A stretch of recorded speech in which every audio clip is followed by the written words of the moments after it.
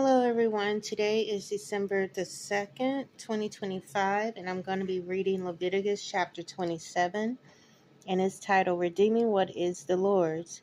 And it reads, The Lord said to Moses, Speak to the Israelites and say to them, If anyone makes a special vow to dedicate persons to the Lord by giving equivalent values, set the value of a male between the ages of 20 and 60 at 50 shekels of silver, according to the sanctuary shekel. And if it is a female, set her value at 30 shekels. If it is a person between the ages of 5 and 20, set the value of the male at 20 shekels, and of a female at 10 shekels. If it is a person between 1 month and 5 years old, set the value of a male at 5 shekels of silver, and that of a female at 3 shekels of silver.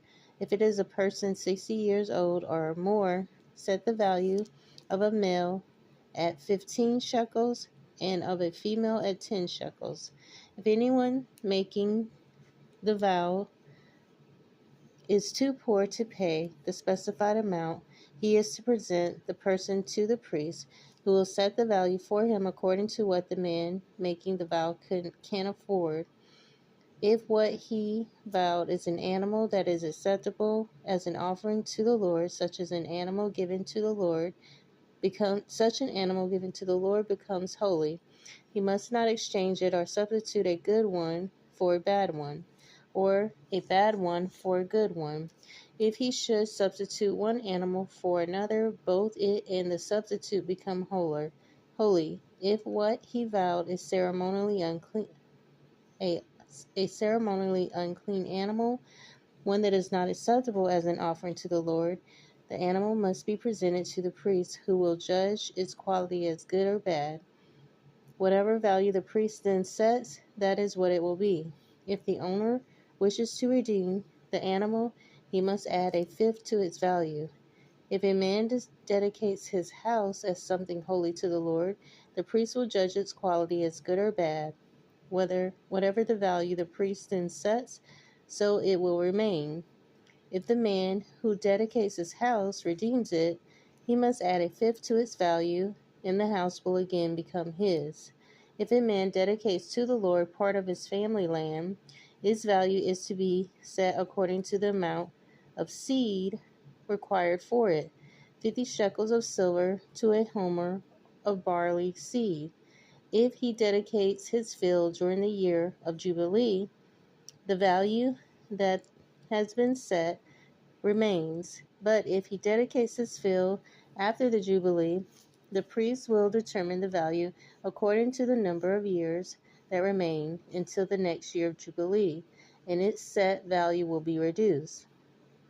If the man who dedicates the field wishes to redeem it, he must add a fifth to its value, and the field will again become his. If, however, he does not redeem the field, or if he has sold it to someone else, it can never be redeemed. When the field is released in the Jubilee, it will become holy, like a field devoted to the Lord. It will become the property of the priest. If a man dedicates to the Lord a field he has bought which is not a part of his family land, the priest will determine its value up to the year of Jubilee, and the man must pay its value on that day as something holy to the Lord. In the year of Jubilee, the field will revert to the person from whom he bought it, the one whose land it was. Every value is to be set according to the sanctuary shekel, 20 gerahs to the shekel. No one, however, may dedicate the firstborn of an animal, since the firstborn already belongs to the Lord, whether an ox or a sheep. It is the Lord's. It is the one of unclean animals. He may buy it back at its set value, adding a fifth of the value to it. If he does not redeem it, it is to be sold at its set value. But nothing that a man owns and devotes to the Lord, and whether man or animal or family land, may be sold or redeemed. Everything so devoted is most holy to the Lord. No person devoted to destruction may be ransomed. He must be put to death. A tithe of everything from the land, whether grain from the soil or the fruit from the trees, belongs to the Lord. It is holy to the Lord.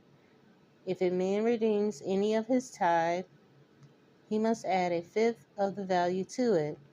The entire tithe of the herd and flock, every 10th animal that passes under the shepherd rod, will be holy to the Lord.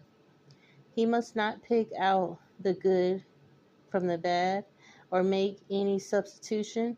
If he does make a substitution, both the animal and its substitution becomes holy and cannot be redeemed. These are the commands the Lord gave Moses on Mount Sinai for the Israelites. So that is going to be the end of chapter 27, and that is actually the end of Leviticus, the book of Leviticus.